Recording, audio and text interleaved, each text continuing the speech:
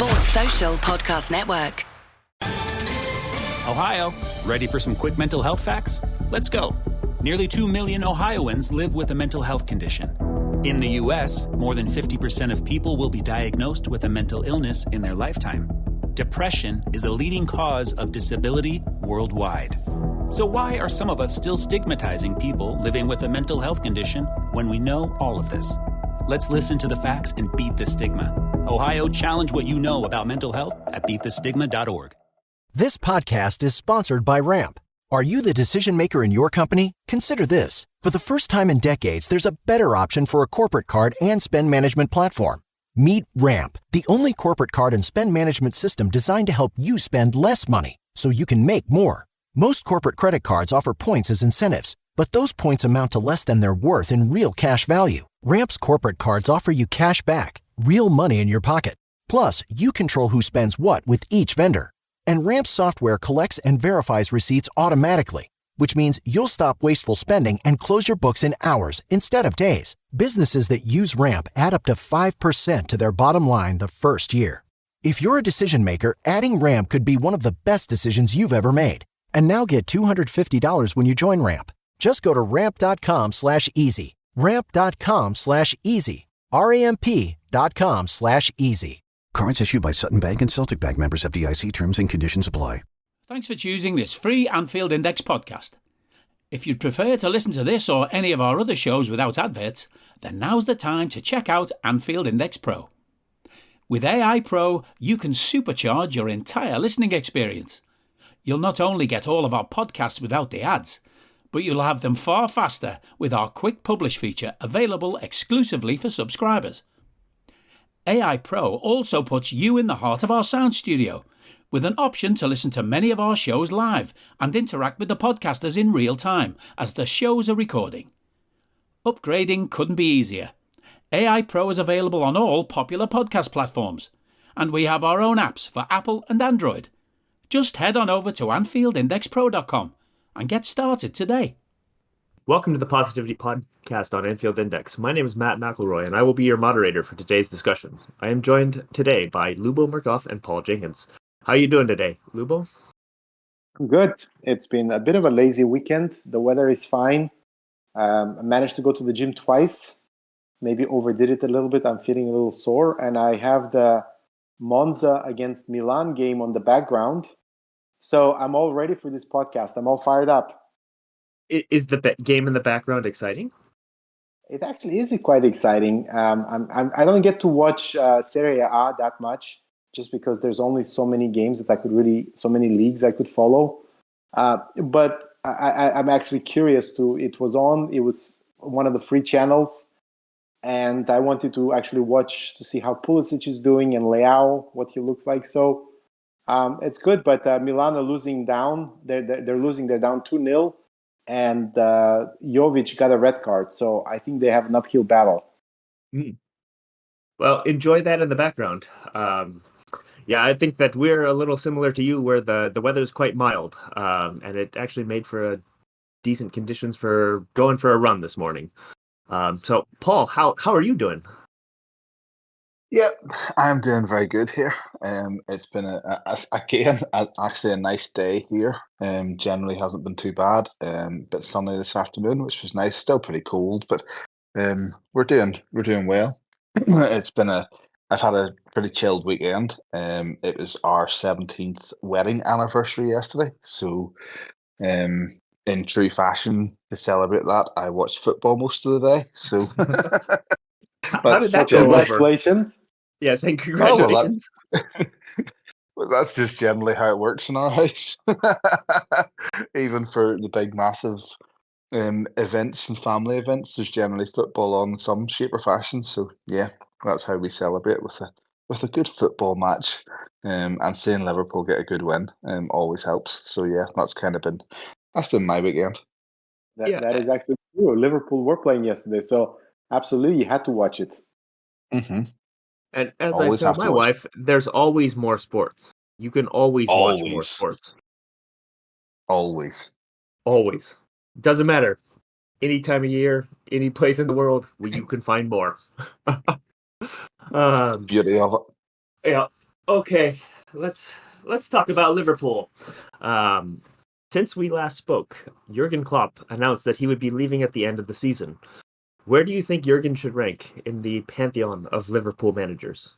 Paul, do you want to start us on that one?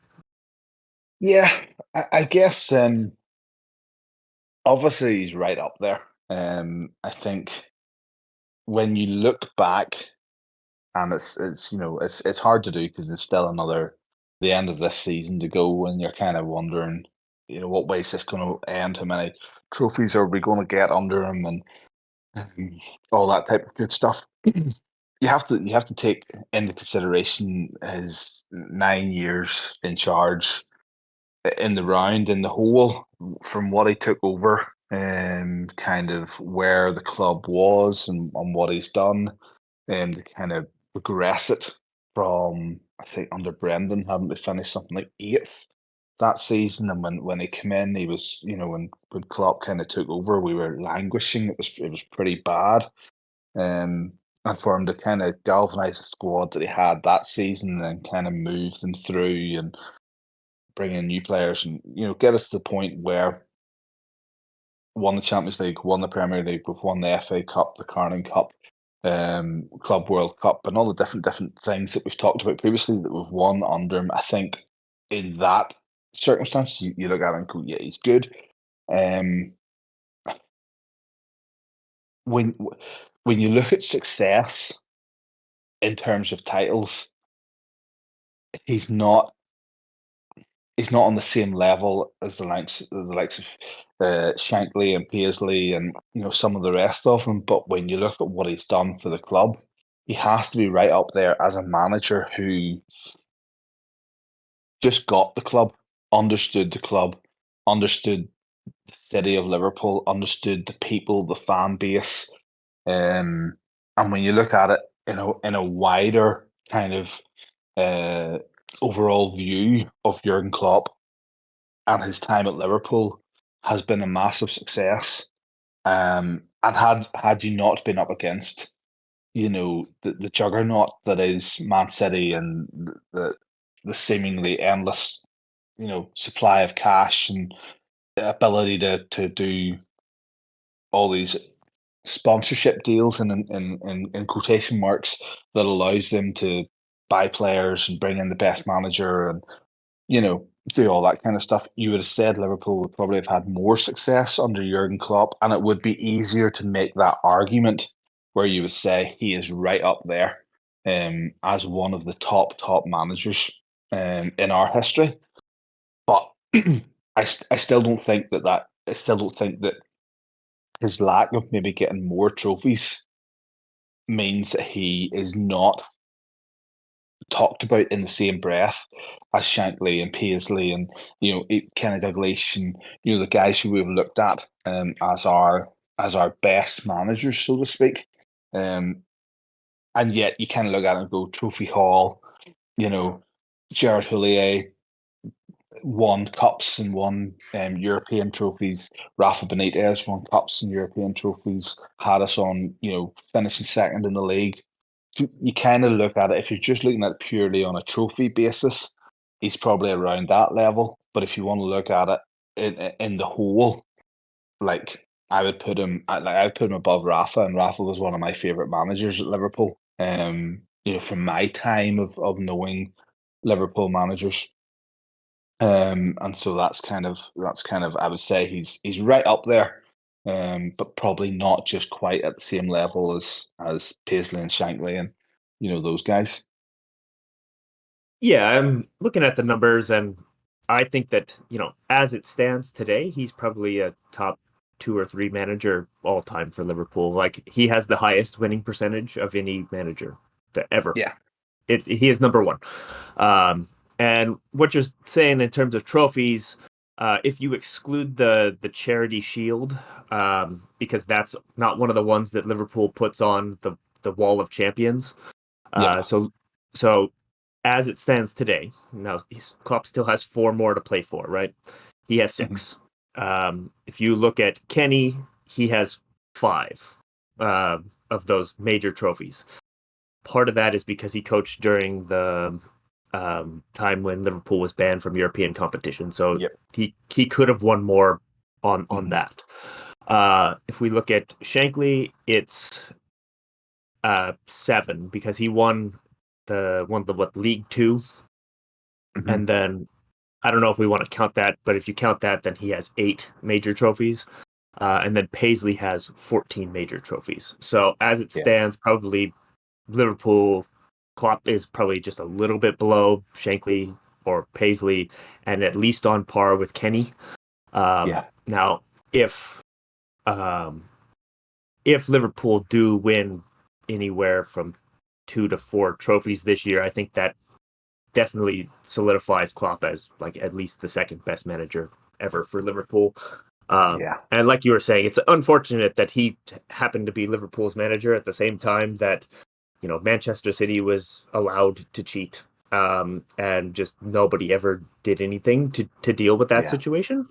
And that's unlucky. And then getting unlucky 2 times in the Champions League final against Real Madrid, like that really hurts, because like if Liverpool had won those 2 games, Klopp would have got to play for another European Super Cup twice, up to twice, and then up to 2 more Club World Cups. And like he could have had, you know, close to that.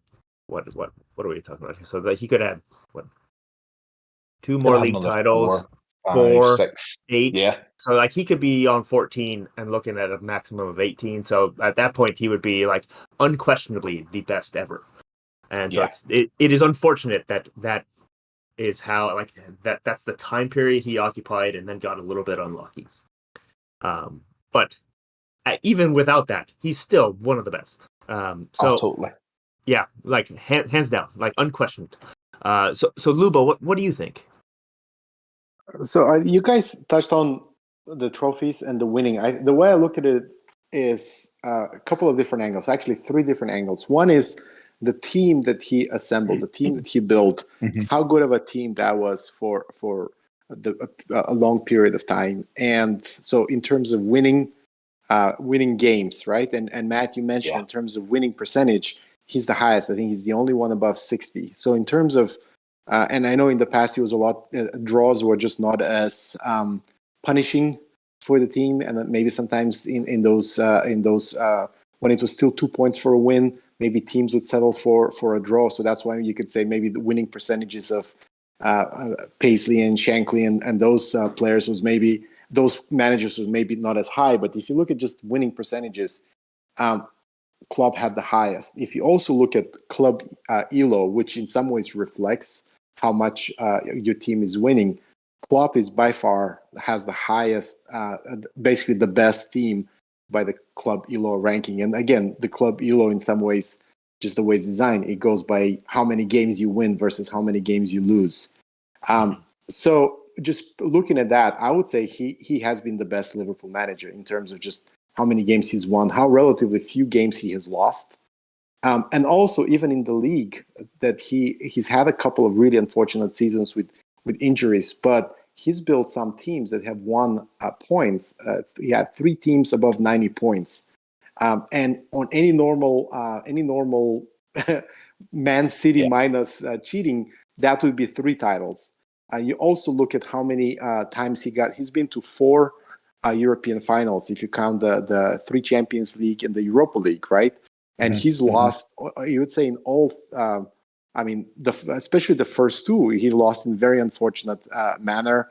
And then the one against Madrid last time that he lost, I mean, Liverpool were the better team, and they just got sucker punched by Carlo. And so if you look at that, how competitive he's been in the league, how many, what the winning percentage, how many times he's actually been to Champions League finals, I would say he has a strong argument to be up there with the best managers and maybe the best. And you could now say in terms of trophies, and Matt, you did a very good recount of the trophies. Maybe he's not as successful as Paisley, but I think that definitely in terms of trophies, he's very much up there with Shankly and with Kenny. But I think the third point is what type of manager he was. And both Kenny and Paisley, they basically assembled teams that already basically you could argue they inherited the best teams in the country already. Shankly was the one who had to build a team, and I think in terms of what Klopp had to do, I think his legacy is probably closest to Shankly, because he inherited a team that was definitely not the best team in the country. It was not anywhere close to the best team, and over several years, he transformed the team into a juggernaut. And I think that's now looking at the team that he's leaving behind. Whoever comes in, obviously you still need luck and man, unfortunately, Pep Guardiola is not retiring anytime soon. But definitely the team right now is set for a new manager to come in. And if it's a good manager, that the team could be even more successful in terms of trophies over the next several years under the new manager than under Klopp, just because of what Klopp built. But the other thing about is really just the infrastructure projects that happen under his tenure. So expanding Anfield, which will help commercially, but also building the new training center. That's something that Klopp wanted. And so in terms of his overall impact on the club, even just off the pitch, to me, he's again up there with Shankly in terms of how transformative he's been. So I tend to think of trophies as a little bit of a especially cup competitions. It's just there's a lot of luck involved in it. You want to try to get to the finals, and then it's kind of a coin flip. So I look at Klopp in terms of more the number of finals he's been to rather than how many trophies he's won. But I would say I would put him and Shankly, I would say, as in terms of just the overall impact and the sort of the transformative transformation that they brought to the club. I would say they're probably the top two managers, and I would put Klopp right there with Shankly. Are you that person who has everything? The coolest merch and those must-have fan threads? Well, over at our Anfield Index shop, we've gone that extra mile when it comes to pimping up your Liverpool collection. From our popular range of bespoke design t-shirts, sweaters, hoodies and hats, to our signature edition mugs, prints and coasters, all provided with fast worldwide shipping. We have something for every red. We also stock official LFC merchandise and are licensed with the Premier League and UEFA to sell official iron-on shirt badges and sleeve patches. As a listener to this podcast, you can get 10% off everything with coupon code AIPRO10. Just head over to AnfieldIndex.shop or find us on Etsy by searching for Anfield Index. Yeah, absolutely. So just one more point on what you were making is in the club ELO rankings, Liverpool were the 5th best team of all time as of February of 2020. When they had won, what was it? Gone 36 in a row, 36 Premier League games in a row without losing. That's when they hit their peak, right before the Watford lost, and that was fifth best all time. Now, the next highest on the club ELO rankings is Liverpool in 08 under Benitez, and they are considered via this system to be the 15th best team ever. And then Kenny's team in 1990 hit 23rd. So the 1920 version of Liverpool is one of the all-time great teams. And just the things that Klopp had to do to get Liverpool there over the course of that 3 or 4 years, that took a lot. And I think, like you were saying, is the way he got the city, he got the fans, and then built from a very low base up to that, basically as high as you can go. And he definitely deserves to be considered one of the best Liverpool managers. Totally. Yeah. Any other thoughts on that before we start looking at what's happened over the last month? I mean, I would just say definitely. I mean, I loved Rafa, even if I didn't always love his style of play, and I feel that Rafa probably would have won a bit more if he weren't so as conservative. I think Rafa's style was very much geared, if I were to say, more of a cup style of football, right? And first and foremost, do not lose. Yeah. And I think that's actually hurt him because the couple of seasons that he, especially 08, 09, he lost the title just because he drew too many games, not because he lost. But sometimes his style of play was a bit boring, if you will. But Klopp, just beyond just the building a team into a juggernaut, beyond just how he helped transform the club on and off the pitch, it's also some of the most exciting football that I've ever watched. I mean, 13-14 was quite miraculous and spectacular, but it was just more because you had the genius of Suarez and Sturridge. Yeah. But over some of the seasons, especially starting 17-18, but even before, but starting with 17-18 for 4 or 5 years, and I'll include the 21-22 season here as well. Some of the best football that I've ever watched, and Klopp was able to do that. And I would say this season, with some of the ups and downs, we're still watching some just exceptional football that he's been able to give to us on a weekly basis. And from that perspective, I think we're very lucky as fans to have him. Oh yeah, Yeah. absolutely. I also think that had he went out at the end of last season, which people had talked about that he might have went out on, there would have been a bit of a taste in the mouth where you would have went, is he one of the top managers? Just that kind of feeling. He's went out, it ran out of his time, the team had diminished, wasn't able to bring through. And I know we had, different things that happened last season, but I think the way he's gone out now, having effectively rebuilt Liverpool 2.0 and left it in a way that there's a legacy there that, the Paisley to the Shankly, whoever comes after Klopp, has essentially got, and you said it, Lubo, the making of a team that could go on and, be dominant for the next couple of seasons without having to do too much work. I think that is what sets him in good stead as well within everyone's memory, because it's that memory of, he was able to rebuild the team, and he was able to put in place a team that would be ready to challenge again, and has challenged and is challenging this season. So I think that also, when people talk about Fergie, people always talk about his longevity and his ability to bring through, league winning teams and players and, keep rebuilding and keep, turning that over. That's the kind of thing that had Klopp stayed for another 10 years, I think we'd have been able to say.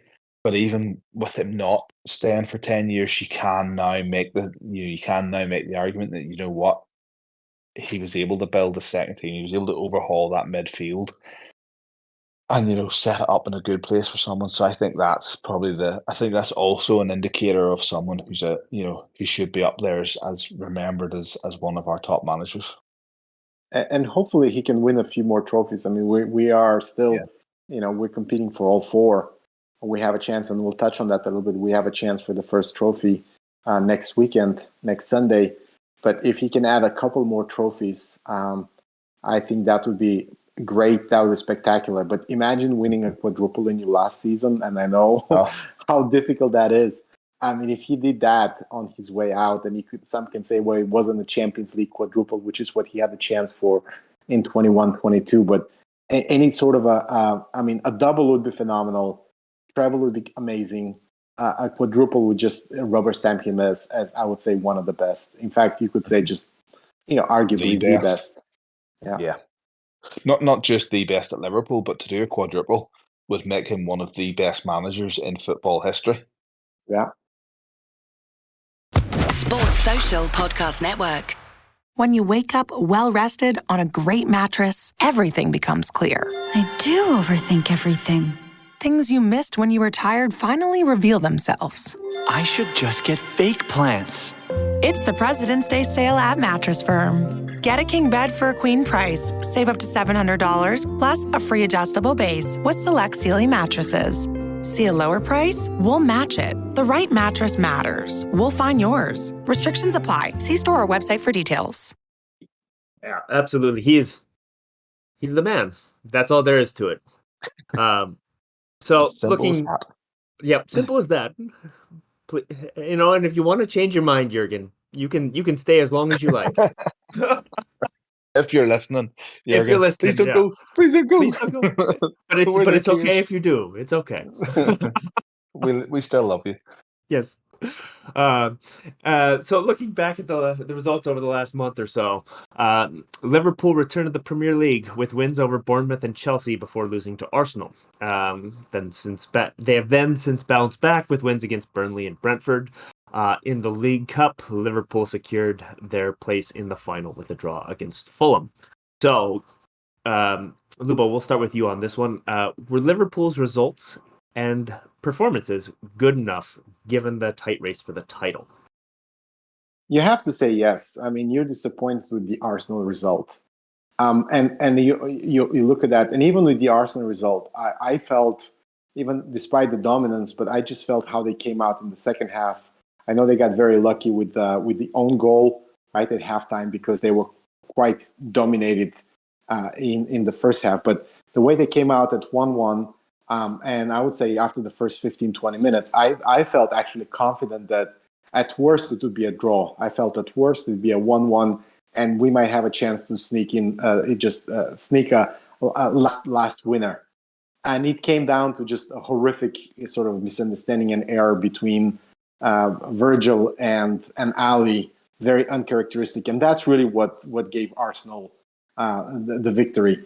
And when you put that game in the context of how many games Liverpool had played since January 1st, including in the League Cup, and versus how many games Arsenal had played, the fact that it was at Arsenal, and the fact that in some ways that was the game that Arsenal had to win. They absolutely had to win it to stay in the title race.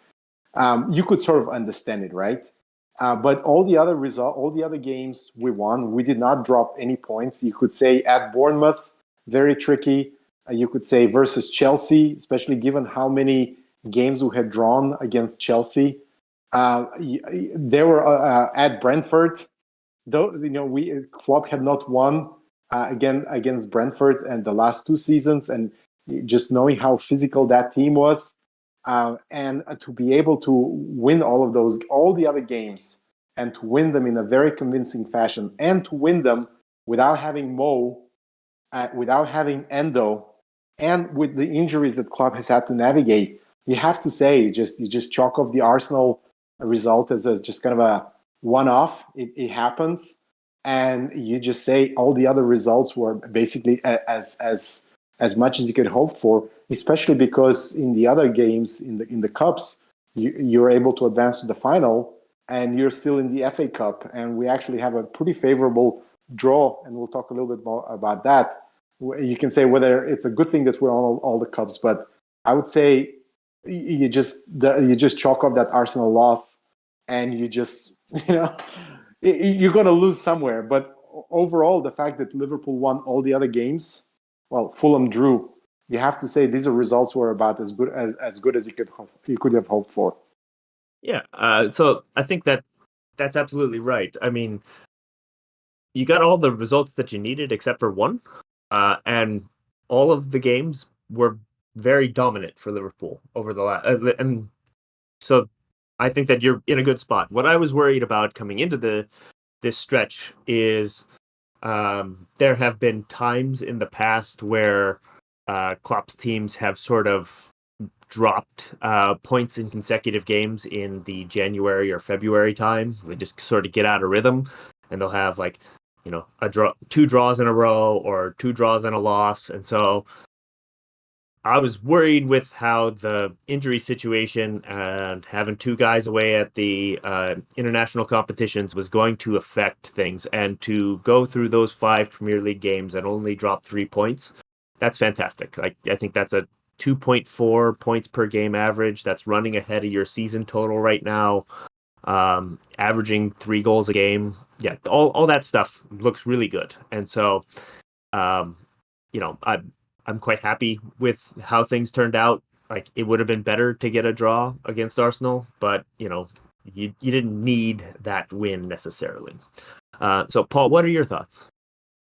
Yeah, I think we've said this pretty much the whole season that. Hello, I'm here to annoy you. I'm here to annoy you into listening to more of me and more of others on EPL Index. We don't just have the Anfield Index stuff. We've got EPL Index as well, which covers the entirety of the Premier League. And we have 3 podcasts and a whole bunch of really good writing on EPLindex.com. The podcasts are my own Two-Footed podcast, which is every day at 4 p.m., Monday through Friday, covering the whole league. We have A Tad Predictable, hosted by Tadiwa. You know Tadiwa, he does Anfield Index. He presents A Tad Predictable before every Premier League match week. And then Kevin DeVries and his crew on the EPL Roundtable, they're every week after the Premier League match week. So make sure you listen to everything we're doing on EPL Index and follow us there on Twitter at EPL Index. Thank you. Bye-bye. It didn't look like anyone was going to be able to run away with the league. We have felt that Man City would drop points because Man City are not the team that they've been for the last couple of seasons either. So when you look at this in the whole, up until this point, to drop 3 points against Arsenal is annoying. But in the grand scheme of where we're at in the season, and the fact that you said 5 games, we've only dropped 3 points out of those 5 games, you've got to be pleased with that. I would say that the Arsenal game looked like it was just one game too many in that stretch, in that run of games that we had. You know, whether there was slight mental fatigue, which results in the Ali and Verge mishap, and then Ibu with those challenges and a referee send them off. It's just different things that happen. We've seen it this season. A few things conspired against us and just haven't went the right way, and some part of that's our own making, and part of that's just incompetence from other people. But I think in the whole, we've got to be very pleased with how we've come through essentially from the start of the year to now and collected the points we have got and put ourselves in the best position to push on in a title race that no one thought we were going to be part of. So I think the results, the performances have been good. I think, seeing players step up, and I know that I went off on a wee kind of, praise session for Connor Bradley at the end of our last podcast. Some might call it a love-in. Some may well indeed call it a love-in. I might even call it that, because I think I've been proven right. if I can, blow my own trumpet a wee bit, because I think he has shown that he is very able to step in a scenario where everyone kind of went with 2 left backs out. Joe Gomez is playing left back. Trent's injured. Who are we going to get to play right back? What's going to happen? Who's going to play where? And the next thing, Connor Bradley steps in like he's been playing right back for the last 3 seasons. So I think it has allowed players to step up and just continue with that high level of performance. You're missing Mo Salah, you're missing Endo, who had a great 4 or 5 games before he went away to the Asian Cup. So you're Szoboszlai's not playing. You've got Harvey Elliott who's coming in, and I know a lot of people give him grief, but when he comes on, he does well. We always seem to get results. We always seem to pull these things out of the hat. Jota just, scoring goals for fun. You've matches there where you've Diaz, Jota, Nunez all scoring in one game. Gakpo's popped in with a couple. So, we've kind of been able to make all this work. I guess the big question is, from now until the end of the season, are we able to keep that going? Yeah, absolutely. It's like, can you keep that roll going? Can you sustain this with the injury situation and the fixture list is the big thing. So I guess the next question is like, how concerning do you think Liverpool's injury situation is? Paul, do you want to start on that one? Yeah. So continuing on then from just that line of thought, I think a number of people have said it over the past wee while, that the depth that we have in this squad is maybe as good a depth that we've had at any point in time under Jurgen's leadership. And so we're now going to see, if you know what I mean, we're now going to see how good that depth is and how good that's going to work out for us. We've seen with Connor that that's worked well. We've got Robbo back now. Joe Gomez has, managed to stay injury free. Ebru's about. The big question will be midfield, obviously, and when Soboslai's available to come back, when Trent's available to come back, and where he will play. We know we've got Endo back in there, but the big questions around now, Curtis Jones, how long's he going to be out? What impact is that going to have? Because we know that when Curtis Jones plays, we play well. But we've got McAllister, who's playing further up the pitch, and said last night that that's where he wants to play, and that's where his preferred position will be. So he'll get a chance to play that more. Will we see Bobby Clark, McConnell, get more opportunities to play as well? Now we've seen the young players come through. Caoimhín Kelleher has done. I think he's done perfectly well, especially yesterday. In what could have been a challenging game, he's pulled off. I think there was a save just before halftime that was brilliant, and there's one in the second half that was a one-handed save off the line. So I think he's shown as well that he's more than capable. You're never gonna have a like for like replacement for a player like Alisson Becker. It's just not going to happen. But you have to have faith and trust in your deputies that they're going to be able to do still a very top job. And I think with Caoimhín we have that. With Connor Bradley we've had that. I think the front three again, Jota's now out, but you've got Salah coming back. So I think it's going to be one of those juggling acts from here until the end of the season. But I don't think we're the only team that's going to be in that position. The argument is Man City have had to try and do it without having De Bruyne and with Haaland being missing for matches, and they've kind of kept pace with us even when they've had injuries. So it's just part and parcel of football. It's a concern how many players we have out. But at the same time, I do think with the depth in the squad that should allow us to find solutions. I think one of the big things that we've always seen with Jurgen, with Pep, and with the rest of the coaching team, they find solutions for these problems that pop up season upon season. Do you know what I mean? Nat Phillips and Reece Williams as a centre back pairing that's seen us to the end of the season and made sure that we got Champions League football that year. No one would have seen that coming. And so I just feel that we've got a coaching setup that has always found solutions to these problems.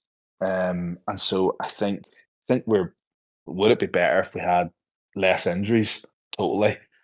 But I think we'll have players coming back at the right times just to help us see these games through.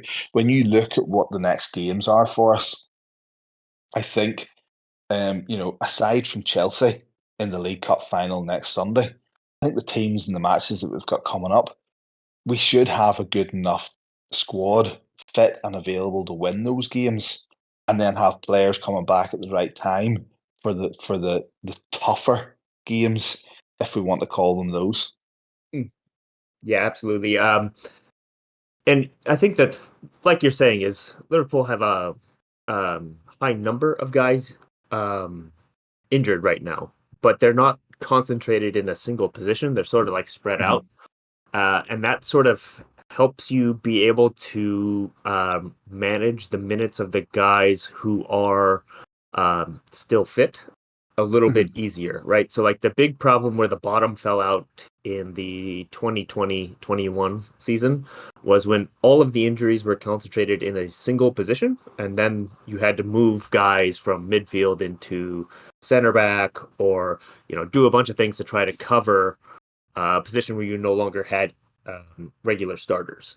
And so like that's not currently happening. And the other thing is, it seems like at least 2 or 3 of the injuries are short term, right? So yeah, we're thinking that Dominic Szoboszlai should be back in the next week or two. Trent should be back in about 2 weeks. I think that it seems like Alisson is not a long-term injury. That could be wrong, but just based on what Klopp was saying, and like the type of injury he had, it doesn't seem like he would be out for like the rest of the season. Might be like, on the order of weeks. So like those guys would be coming back. We don't know anything about Curtis or Diogo Jota as we're recording. The severity of the injuries from the game yesterday do seem a little bit more significant, but hopefully there's good news on that front and they're out on the order of like a month or two rather than 3 or 4 and just miss the rest of the season. So hopefully we will see them again under Klopp. Lubo, do you think the injury situation is concerning?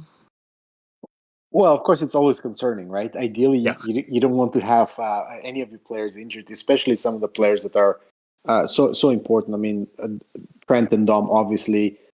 Curtis, very important. Diogo, as he showed this month when Mo was away, how crucial he can be. So all of these injuries are ideally you want to have the entire squad fit. But I think what you guys touched on a little bit is that they're not all concentrated in one position. So as long as we don't get any more injuries now in, let's say, midfield, or we don't get any more attackers injured, and that's why I think Klopp was so protective of Darwin yesterday. He did not want to take any risks with him at halftime. As long as we can avoid a lot more injuries in one position before players come back, I think we can navigate. And so the other thing is going to be just with guys that are maybe a little bit more closer. So Dom and Trent, when will they come back?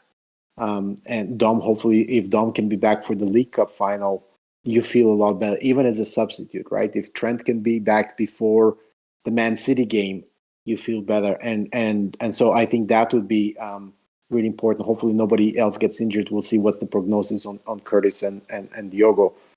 So as long as we then get a lot more injuries in the same position, I think we can navigate. I think the other thing that obviously that you touched on is Klopp does have a lot of very flexible players. So he can move players around. We saw that with Joe. He can move across the back line, but even he's not afraid to just move players from, like we've seen Curtis play right back. I mean, I wouldn't be surprised if Trent comes in and because he has Joe and Connor available at right back, I wouldn't be surprised if Trent actually plays in midfield for a while Curtis is back, right? So that flexibility is also going to help. And I think the third thing is, I think that there are some interesting academy players who maybe they're not going to be asked to come in and start against Man City or to start in the League Cup final, but they may be used in the FA Cup even as subs, and I think that could help. So someone like Bobby Clark, I think he would come in. I think Kate Gordon has been playing in the under 21s and has looked better. So you have some of those younger legs that could come in as well and help. So as long as we don't get more injuries, especially more injuries in the one position, I think we could navigate it. But that obviously that's a big if, and obviously the sooner players come back, the better. Right. It's difficult but manageable in the current situation. If there are a significantly more injuries, especially in like a single position, and then those injuries are more long term, then it would be time to go to panic stations. But for now, I think that you can navigate the schedule given the players available. I think if we want to call it that. So that's a good point to start looking ahead. So Liverpool will face Luton in midweek at Anfield before taking a trip to Wembley to face Chelsea in the League Cup final. The Reds will then take on Southampton in the FA Cup and Nottingham Forest in the Premier League. The Europa League round of 16 games will slot either side of the all-important match against Manchester City. So we don't know yet who the Europa League opponents will be. The draw will be later this week. So how do you guys see the League Cup final shaping up? Paul, do you want to start us off on that one? Yeah. I think if you look at our last game against Chelsea, in some respects we made short shift of them, and we got through that league game pretty well against them. But then you look at their result yesterday against Man City. Chelsea are just such an up and down team this season. I think everyone knows that. And it's hard to know what to expect from them and what you're going to get, what Chelsea team's going to turn up. So I think we have to be. I think we're going to have to be, on our game, top of our game. It's a final; you're always going to be at the top of your game anyway. And so I feel it's. There's such an added drive because Jurgen has announced that he's leaving, that when you get to a cup final, that should be motivation enough in itself to drive the players on to just do whatever it takes to win that game and get him a trophy. Do you know what I mean? That's kind of what I'm feeling, that how we should approach this. All season long, I've always said about Chelsea, they're a Jekyll and Hyde team. What you're going to get, you just don't know from one week to the next, and they're going to be up for it as well because Poch has had a bad season. If you want to look at it results wise, they're sitting 10th in the league, some are 10th, 11th in the league. That they haven't been playing well. Some fans have been kind of talking about different players not being good. The signing of Caicedo, people have kind of questioned. Lavia hasn't played at all. So you've got all these kind of questions around how Chelsea are doing. So Potts is going to try and get them motivated for it and get them up for it too. But I just feel that our approach this season and for this week. Now I know we've got Luton in the middle, so we don't have that week's preparation before like what they do. But we'll have rhythm, and we'll have another game for Queeving to get another 90 minutes under his belt in preparation for the final. So I think if we turn up and play to the best of our ability, it should be a good win for us. But we've seen Chelsea in the last 3 or 4 matches against them prior to that one that we beat them there. They generally end in draws. So the last thing you want's a boring 0-0 draw, goes through extra time, and then you're into penalties again. We've seen that in the previous cup finals against them. So I think we need to be on our guard. But we're strongest probably in our defence at the minute in terms of not having injuries. So that should give us a good base then to build from. And we're still, if Mo Salah's, fit and able, we're still very potent in attack. We've still got a good midfield. We should beat them in all 3 areas. So I don't see why we won't win that and bring home, the first piece of silverware for Jurgen this season. Yeah, Liverpool are quite a bit better team than Chelsea this season. Yeah. And we just saw a game where Liverpool blew them out, and it was not a contest. Now things might change. Maybe they play harder. Maybe they find a better game plan or something. Who knows? But I would feel fairly confident heading into this game that Liverpool will win. Just because I think that Liverpool are the better team. And for the most part in cup finals, the better team will win. And, it's probably going to be Queeveen Kelleher. He's really good in penalty shootouts. So if it is a draw and ends in the shootout, I feel Liverpool probably have the upper hand given the goalkeeper situation. We'll see. I think Liverpool are going to win. I think what you were saying is the team will be very motivated to get Klopp at least one trophy. And since you're already in the final, you might as well win it. Yep. Yeah. When you're there, just go and do the business. Yeah. Just collect the trophy. We'll have some fun. And Lubo, what are your thoughts? So obviously we'll have to see what the team looks like after the Luton game, right? And hopefully Liverpool can beat Luton It's a very important game for the title, but it's Luton at home, right? And what we have seen today, what we have seen even today against Man United at home, and we saw it against us as well. Luton at home are quite difficult to play against. They get fired up. They have that small pitch. They got the fans behind them. Luton away, unless they're playing at Everton for some reason, are not that good, right? So we should have we should have enough on Wednesday to beat Luton. Hopefully, we get a nice early lead, and that allows Klopp to just rotate, to sub a few players in, sub a few players out, keep them fresh, and have everybody available for the final. Hopefully, no injuries, no new injuries. It'll be another game for Mo Salah. I'm not sure if Mo will go the full game against Luton, but again, another chance for Mo to come in and get a bit more rhythm. Another game, I would say, for potentially that midfield of Endo, probably Gravenberch, and McAllister to play together, unless Szoboszlai is available for the final. And even if he's available, he may be more of a bench option. So I think going into the final, hopefully no injuries, Liverpool should be the favorites. I'm not expecting us to beat them again 4-1 like we beat them at Anfield, but we are the better team and we should beat them. I was looking at the odds right now on Bet 365, and Liverpool are basically 50% 50% to win, and then the Chelsea win and the draw is around 28% for Chelsea to win and whatever 22 for the draw.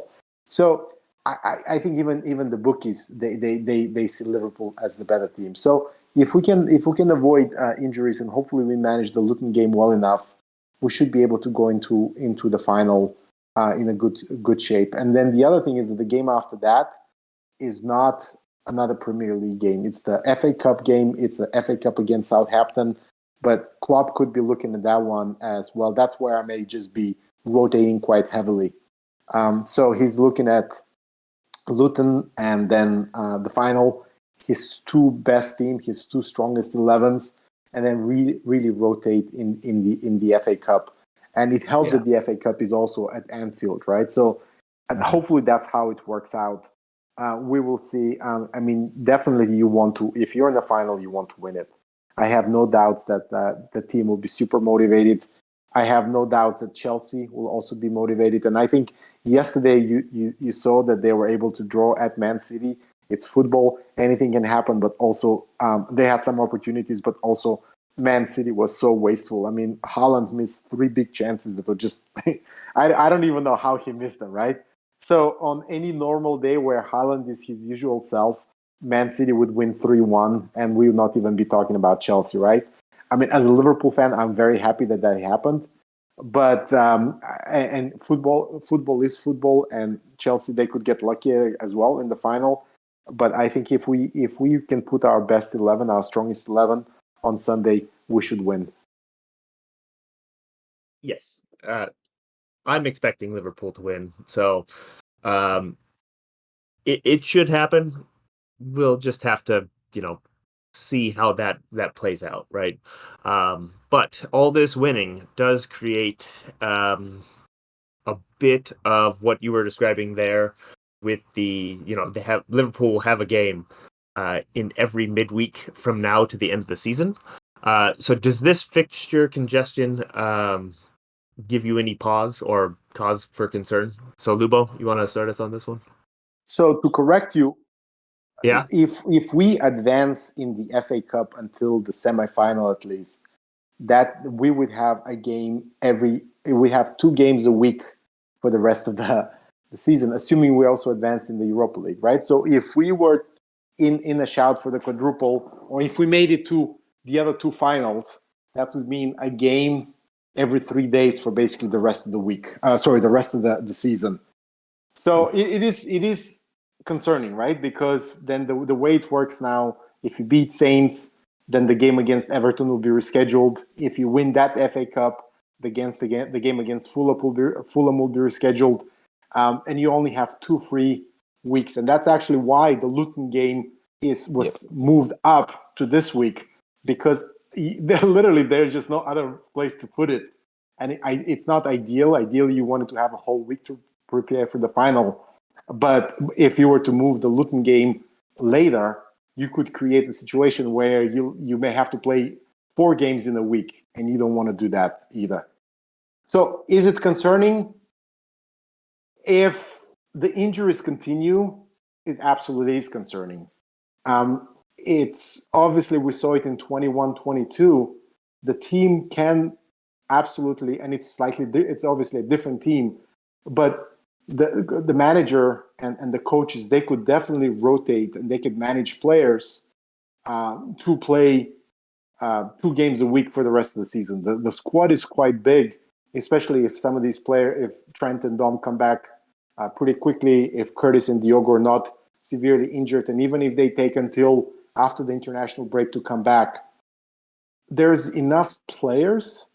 The concern is more fatigue, right? Can you manage, assuming that you can avoid injuries, can you manage the players to avoid fatigue, especially in the big games? And as we touched on a little bit, the Arsenal game in the league, it just was really fatigue, right?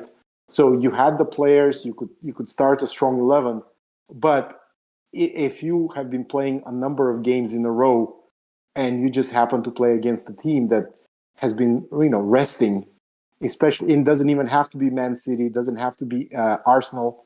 We're not going to play Arsenal game. It doesn't even have to be Man United or some of those games. Could even be Everton, right? Having to go at Everton, very tired, and Everton have had 10 days to prepare, something like that. It could be very difficult, right?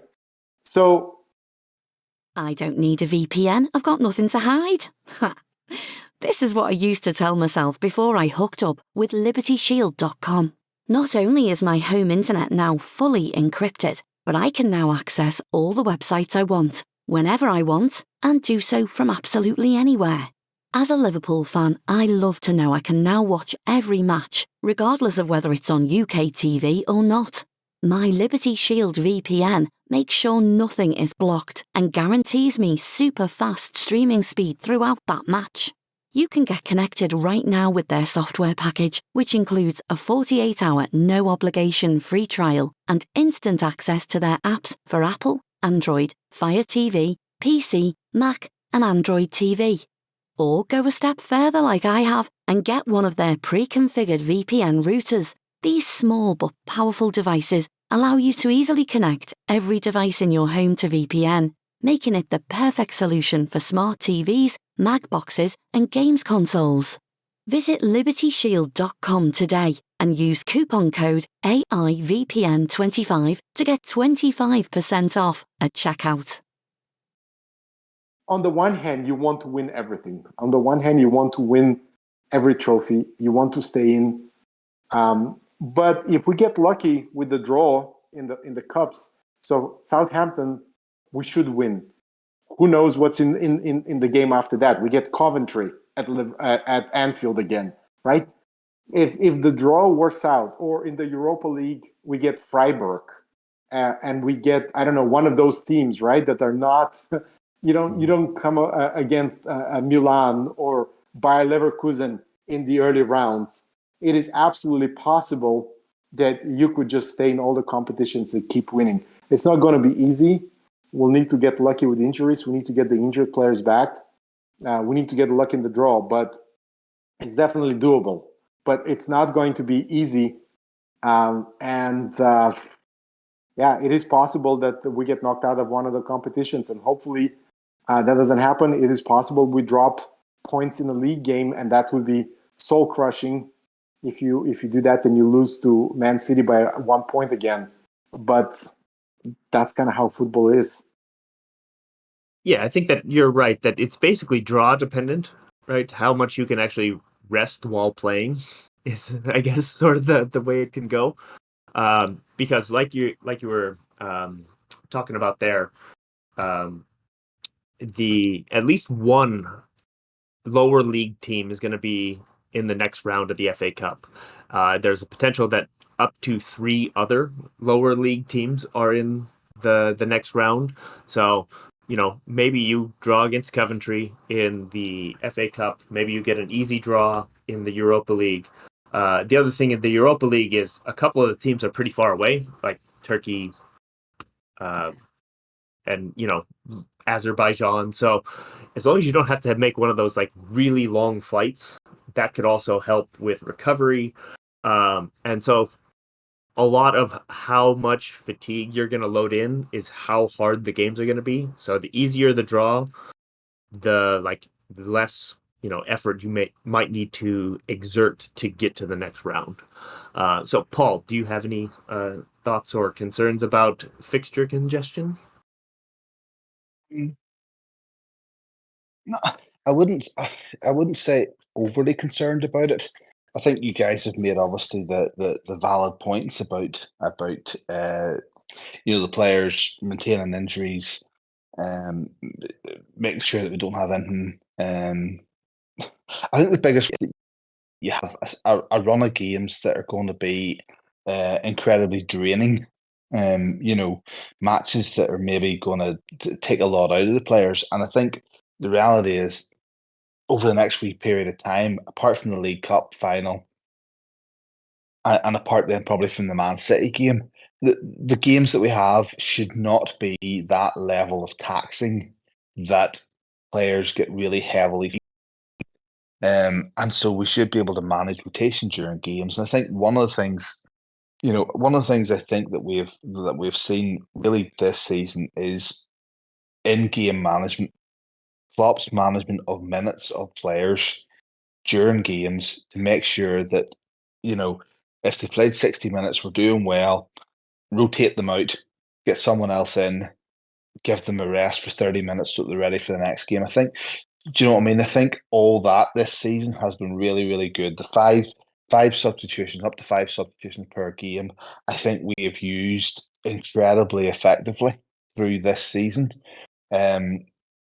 And we saw that even yesterday, when Darwin Núñez came off at half time. Now, I know there's a thought that said, well, Jurgen said that he felt a wee knock, he felt something, so we just didn't want to take any chances.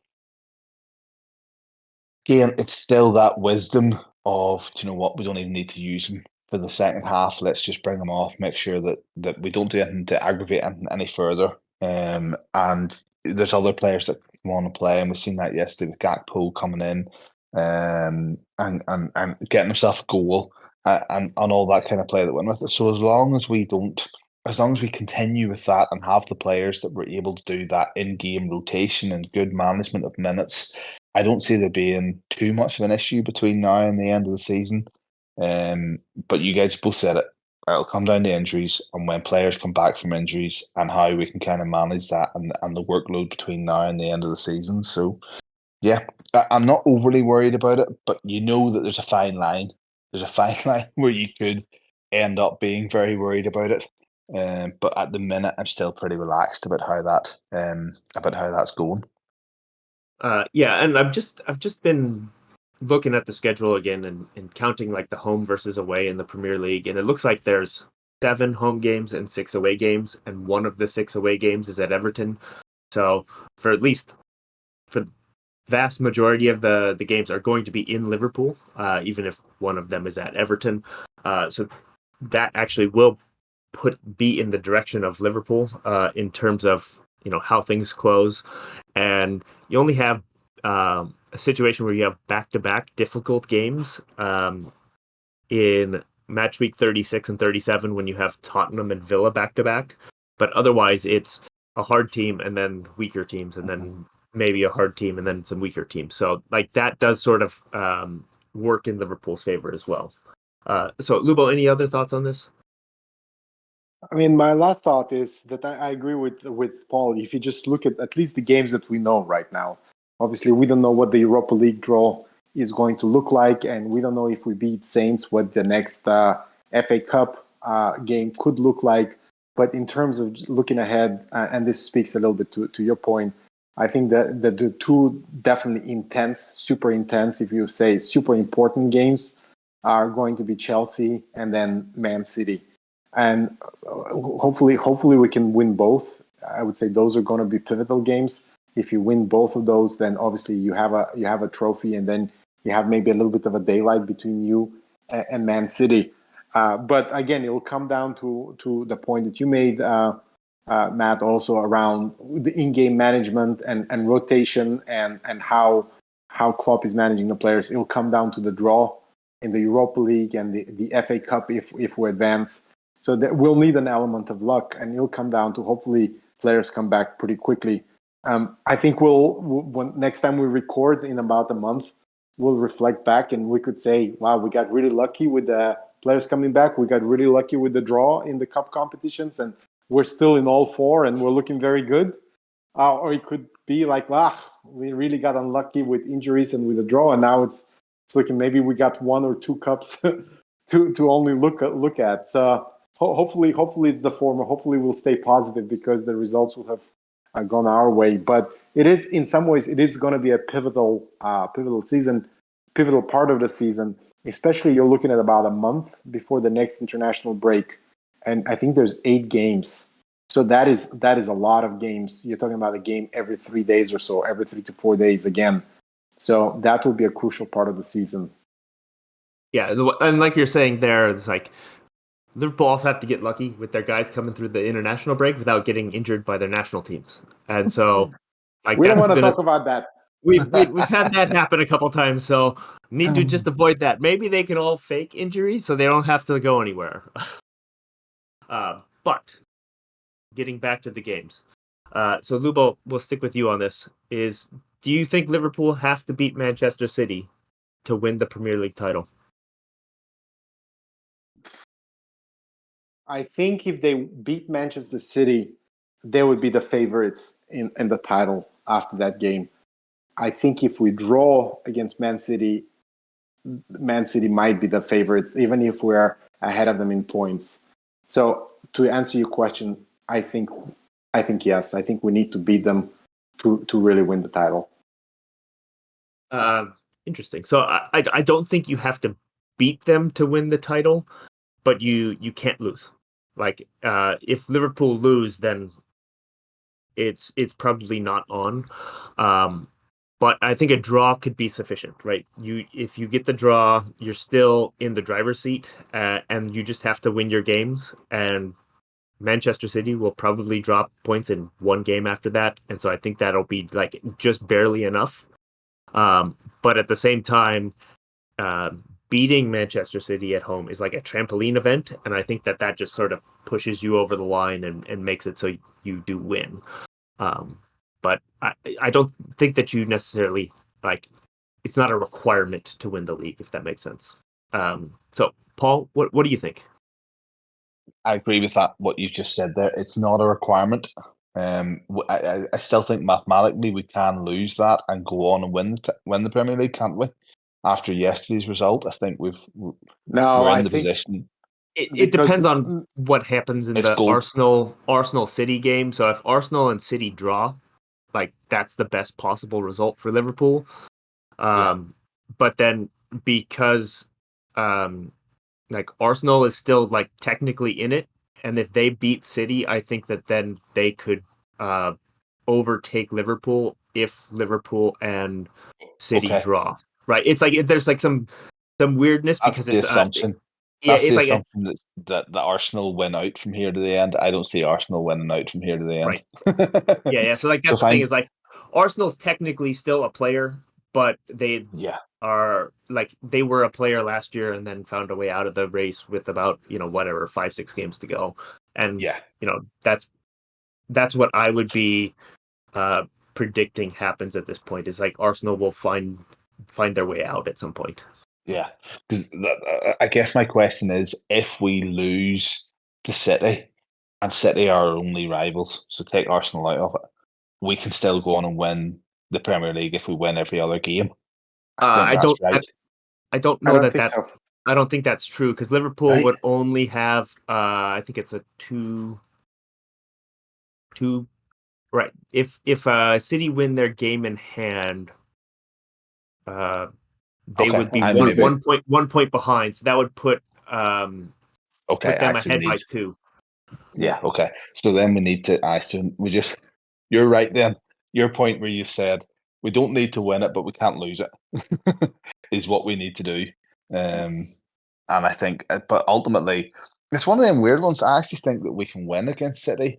There's probably a different game in there that we need to, that we need to navigate better. But I do think that if we beat Man City, then we're pretty much one hand on the trophy. And I know that's ridiculous to say that, and people will shoot me for even suggesting the idea that we have one hand on the trophy. But I just feel that it sets down such a precedent and a marker that if you beat them, you go 5 points clear of them.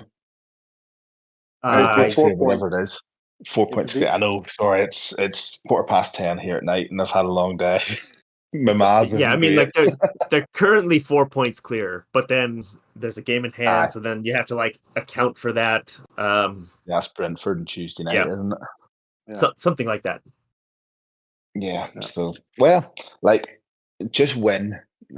Like I say it all the time. Just win, and then that way we need to worry about permutations and what may or may not happen.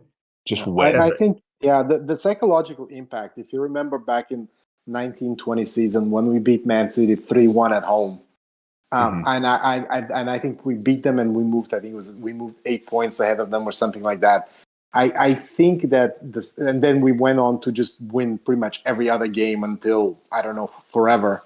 That is the psychological impact more than just the points. I think would be so huge because then the team will be flying. Man City would be questioning themselves. But also just by winning, you give yourself a little bit of a margin of error in other games. And you'd love to have that. So it comes down to we draw again against Spurs with 2 games left or some stupid result like that. If you have a little bit of that margin of error, that would be nice. So I agree with you, Matt, is that, technically you don't have to win. You just you cannot lose. But I do think for factors beyond pure math, I think beating Man City would be just such a huge result that would truly just make a difference. Yeah, I think that's correct. Like if Liverpool win, that really is a thing that could push them to the title, right? And just maybe even take the wind out of the sails of City, and maybe they just give up at that point.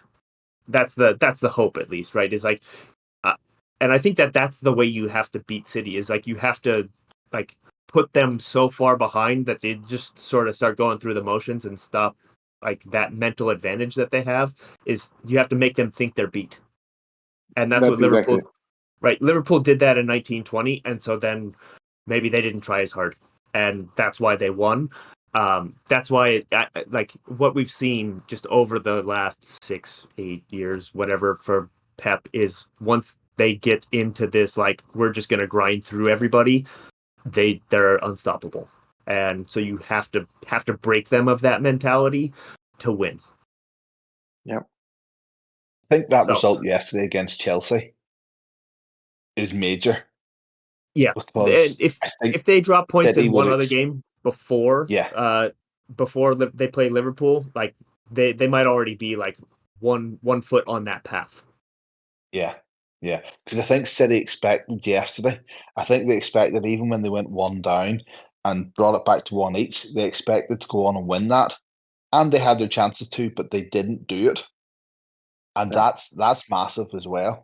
That's huge by not going on. And you heard it from Rodri in his post-match interview where he's blaming referees and he's talking about VAR interactions and not getting decisions. Like there's a bit of the psychology going on there where they're going, hold on, we're used to winning these and getting these results, and this hasn't happened. And so there's got to be a psychological aspect to that already. Absolutely.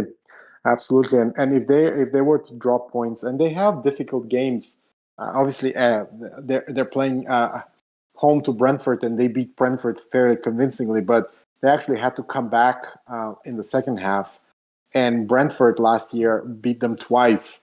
And now that Brentford has some of the players back, like I think Visa and the other midfielder from Nigeria, hopefully they have a bit of luck, if you will.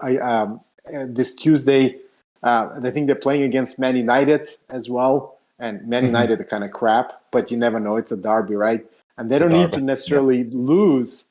They just need to drop points. Even if they drop points in 1 or 2 more games before they come to Anfield, I think that the pressure will obviously build. And if you could beat them the way you beat them in 1920, just that psychological impact on both teams, I think, would be huge. But let's see.